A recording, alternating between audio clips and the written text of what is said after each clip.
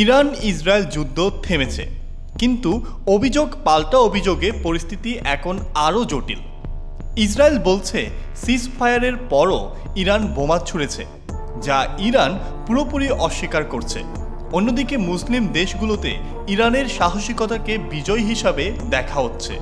তবে প্রশ্ন হচ্ছে, নেতানিয়াহু সত্যি কি পরাজিত, নাকি পর্দার আড়ালে আরও বড় কিছু পরিকল্পনা করছেন? চলুন আলোচনা করা যাক। ইরান ও ইসরায়েলের মধ্যকার বর্তমান উত্তেজনা কেবল দুই দেশের সীমান্ত বিরোধ নয়, এটি এক বৈশ্বিক নিরাপত্তা সংকটের দিকে ধাবিত হচ্ছে। বিশেষজ্ঞদের মতে, নেতানিয়াহুর নেতৃত্বাধীন বর্তমান ইসরায়েলের সরকার এক ধরনের দ্বিমুখ কৌশল অনুসরণ করছে।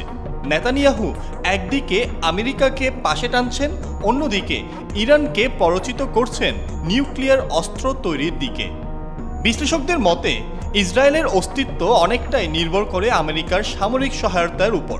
প্রতি বছর প্রায় $4 বিলিয়ন সাহায্য পায় ইসরায়েল। অন্যদিকে ইরান একটি বৃহৎ শক্তি এবং ট্রাম্প প্রশাসনের সময় থেকে তাদের সঙ্গে আলোচনা শুরু হয়েছিল, যা এখনও কিছুটা গোপনে চলমান। ইরান ও ইসরায়েল মধ্যপ্রাচ্যে দুই সামরিক শক্তিধর রাষ্ট্র। গ্লোবাল ফায়ার পাওয়ার অনুযায়ী ইসরায়েল আধুনিক প্রযুক্তি ও পারমাণবিক সক্ষমতায় শ্রেষ্ঠ। ইরানের সেনা সংখ্যা ও ট্যাঙ্ক বেশি, তবে ইসরায়েলের যুদ্ধবিমান, অ্যাটাক হেলিকপ্টার এবং সামরিক বাজেট উল্লেখযোগ্যভাবে বেশি। নৌবাহিনীতে ইরান এগিয়ে থাকলেও ইসরায়েলের সাবমেরিনগুলো প্রযুক্তিতে উন্নত ও কৌশলগতভাবে গুরুত্বপূর্ণ। সবচেয়ে বড় পার্থক্য, ইসরায়েলের হাতে পারমাণবিক অস্ত্র রয়েছে, যা ইরানের নেই। তাহলে বড় প্রশ্ন, নেতানিয়াহুর ভয় কি? যদি ইরান আমেরিকার সম্পর্ক উন্নত হয়, তাহলে সেটা ইসরায়েলের কৌশলগত অবস্থানকে দুর্বল করবে। তাই তিনি চাইছেন এমন কিছু ঘটুক যাতে আমেরিকা আবার ইরানের বিরুদ্ধে কঠোর অবস্থানে ফিরে আসে। বিশেষজ্ঞরা বলছেন, যদি এই সংঘাত বড় আকারে ছড়িয়ে পড়ে, তাহলে ইউরোপ, আমেরিকা এমনকি এশিয়ার দেশগুলো রক্ষা পাবে না।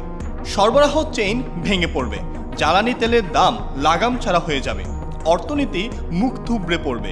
বাংলাদেশের মতো উন্নয়নশীল দেশ সরাসরি না জড়ালেও পরোক্ষভাবে প্রচণ্ডভাবে ক্ষতিগ্রস্ত হবে।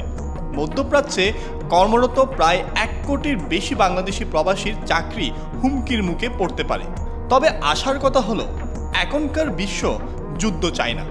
আর ইসরায়েলের ভেতরেও নেতানিয়াহুর জনপ্রিয়তা দিন দিন কমছে।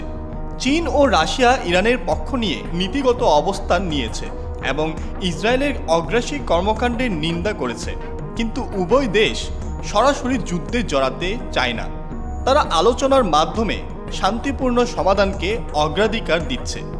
তাহলে বাংলাদেশ সরকার এখন কার পক্ষে কথা বলছে?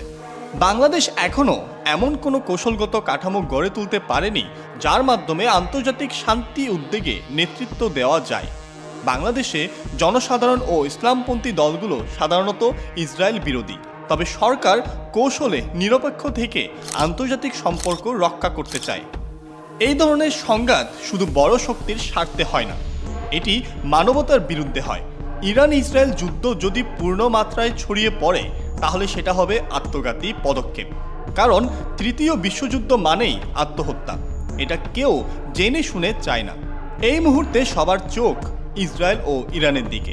বড় প্রশ্ন, এই যুদ্ধবিরতি আদৌ কি টিকে থাকবে, নাকি এটি ইসরায়েলের কৌশলগত পিছু হটা এবং ভেতরে ভেতরে প্রস্তুত হচ্ছে আরও বড় আঘাত?